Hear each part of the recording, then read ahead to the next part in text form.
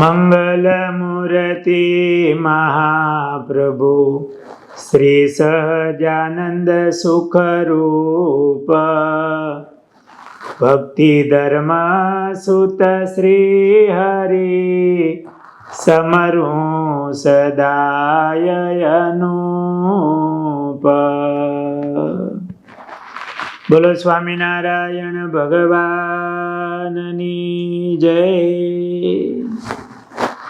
વહાલા ભક્તજનો, જય સ્વામિનારાયણ. એકવાર શ્રીજી મહારાજ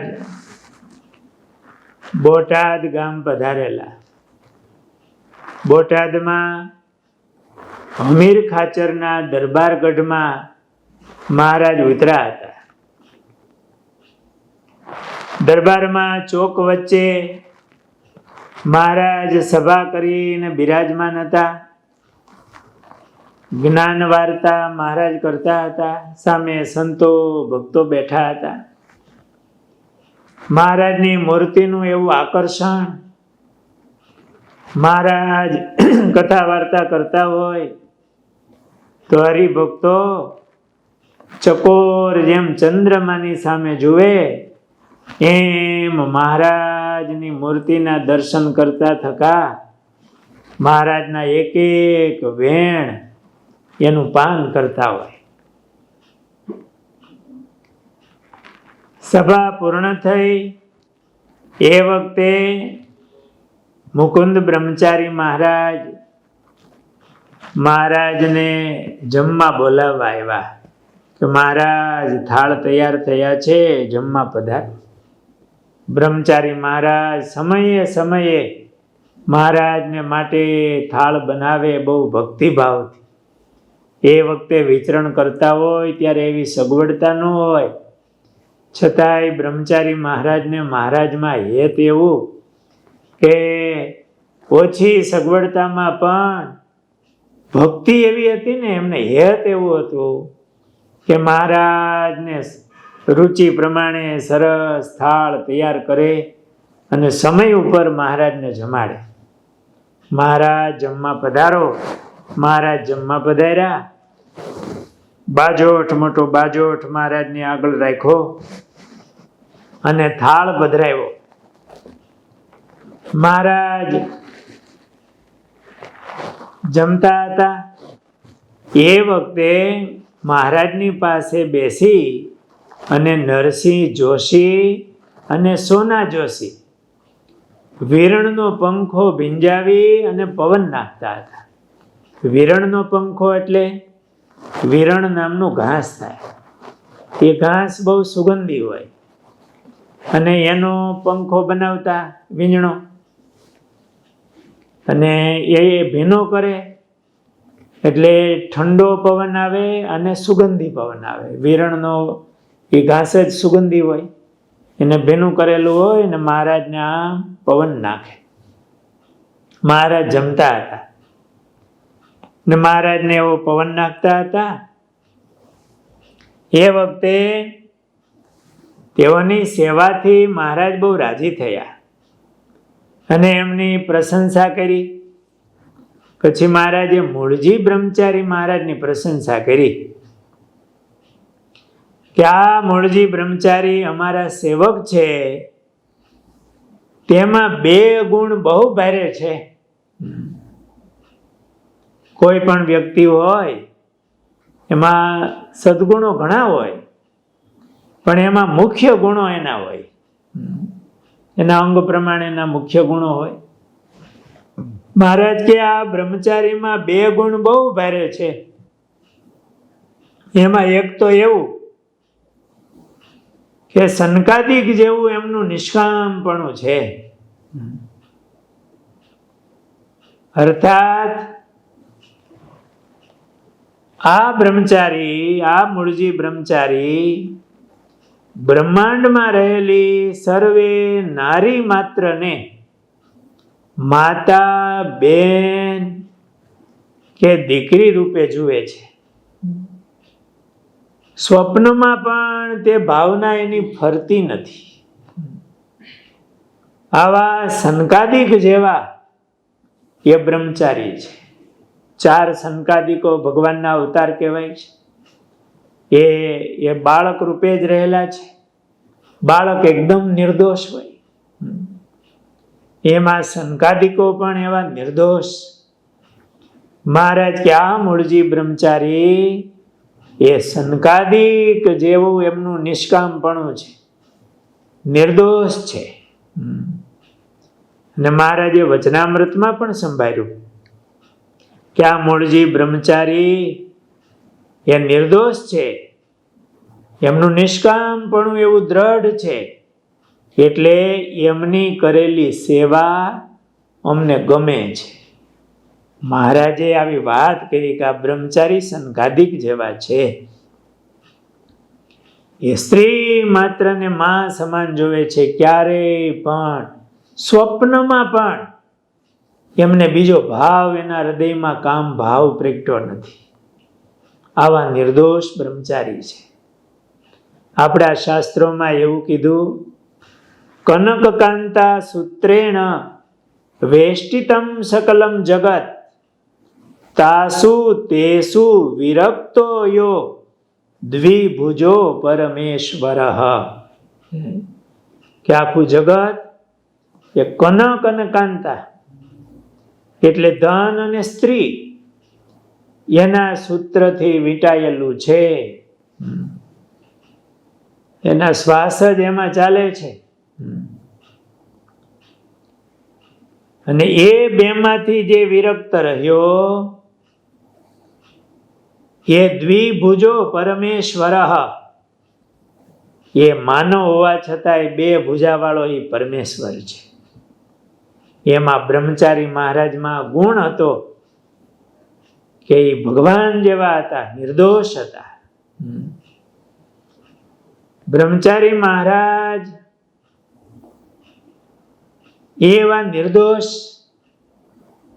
મહારાજનો એમની ઉપર રાજીપો, એમની કરેલી સેવા મહારાજને ગમતી, અને નિષ્કામી વર્તમાન મહારાજને બહુ વાલું છે. વાલા ભક્તજનો, ત્યાગી હોય એમને અષ્ટાંગ બ્રહ્મચર્ય કીધું છે. ગ્રહસ્થ માટે પરિણાય પત્ની, બાકી કોઈ સ્ત્રી હોય તો માં, બેન અને દીકરી સમાન માને, એવી પવિત્ર દ્રષ્ટિ રાખે તો એમનું બ્રહ્મચર્ય વ્રત કહેવાય. અને એવું બ્રહ્મચર્ય વ્રત પાળે તો એમની ઉપર ભગવાનનો બહુ રાજીપો થાય. અને એ ધર્મ પાળતા પાળતા અંતરમાંથી ભગવાનના ધામમાં જવા માટે તો એ શુદ્ધ નિષ્કામી વર્તમાન આપણા જીવનમાં આવે એવો ગ્રહસ્થ ભક્તોએ પણ ટાર્ગેટ રાખવો જોઈએ. વાલા ભક્તજનો, આ બ્રહ્મચારી મહારાજની આપણે વાત સાંભળીએ છીએ. મહારાજ પણ એવું વ્રત રાખતા, એમની ઉપર ખૂબ રાજી થતા. આપણે ઘણીવાર વાત સાંભળીએ છીએ કે મહારાજ પેલા જોગીદાસ ખુમાણ એ ગઢપુર આવ્યા,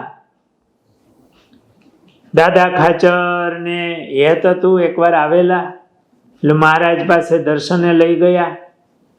તો મહારાજે કીધું, જોગીદાસ, અમે એવું સાંભળ્યું છે કે તમે તમારી આંખમાં ચટણી આંજી હતી. હા મહારાજ, મારી કોઈ સ્ત્રી ઉપર નજર ગઈ, યુવાન સ્ત્રી.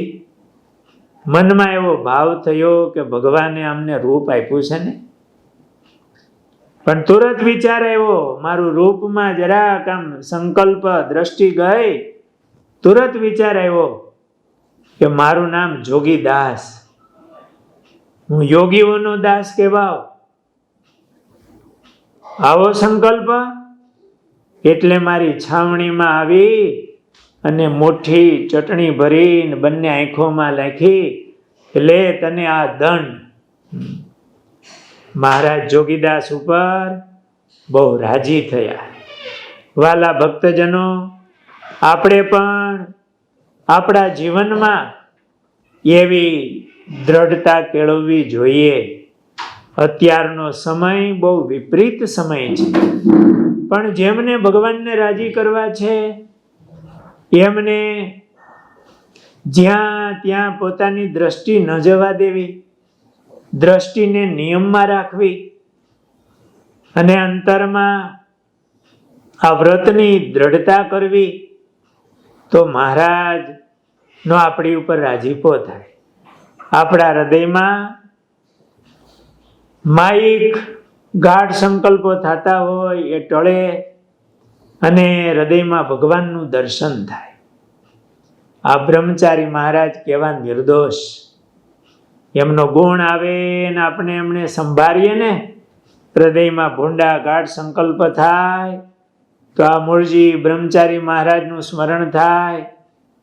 મોટા સંતોને યાદ કરીએ, મુક્તાનંદ સ્વામી જેવા સંતોને, તો ગાઢ સંકલ્પ ટળી જાય એવું મહારાજે વચનામૃતમાં કીધું.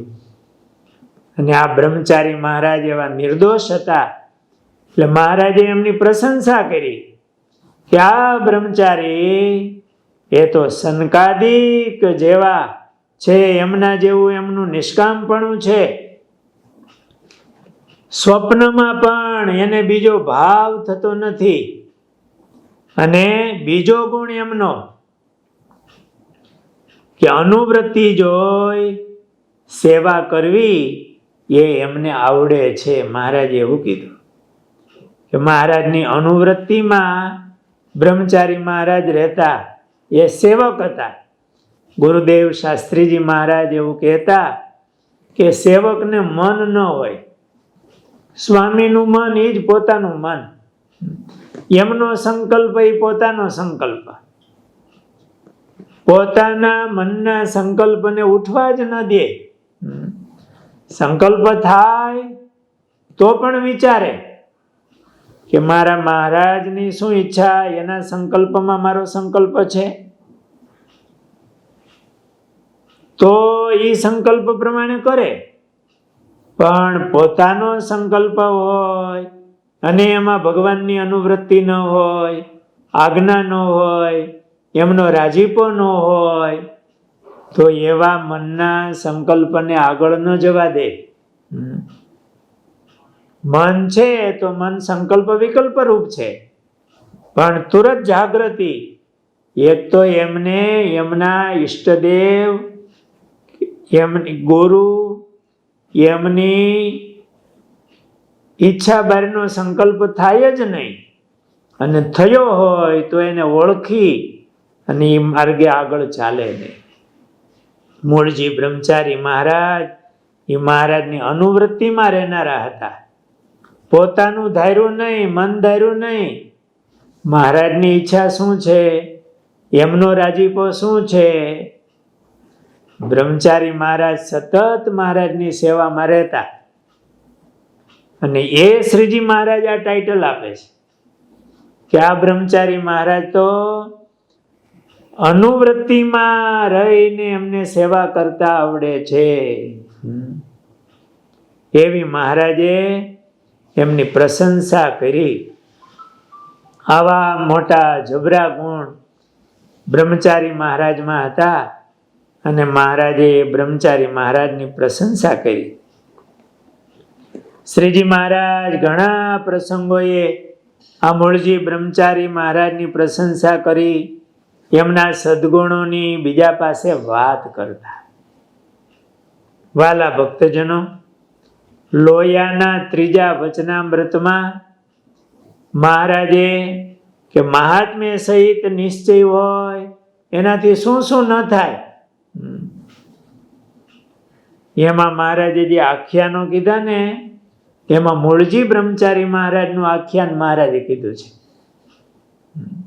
સ્વયં પરમાત્મા એમની સેવામાં ભેળા રહેનારા એમના આખ્યાન ગાય કે આ બ્રહ્મચારી તો આવા છે.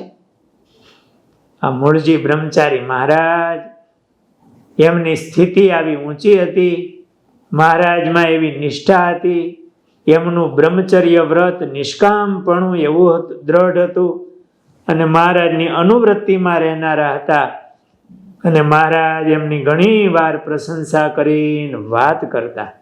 વાલા ભક્તજનો, આ મહારાજનો રાજીપો સાંભળીને આપણા હૃદયમાં પણ મહારાજ રાજી થાય એવા ગુણોની દ્રઢતા થાય એવો પ્રયાસ કરવો. ને એમાં અહીંયા નિષ્કામીપણાની વાત આવી. મહારાજે સત્સંગી જીવનમાં એવું લખ્યું કે જે પુરુષ કામ ભાવે પરસ્ત્રી સામે જુએ એ જન્મથી અંધ થાય છે. આ શાસ્ત્રોમાં લખાયેલી વાત મહારાજે કીધી. કામ ભાવથી પરસ્ત્રી સામે જોવામાં એ કેવો દોષ અને કેવો દંડ છે કે જન્મથી અંધ થાય.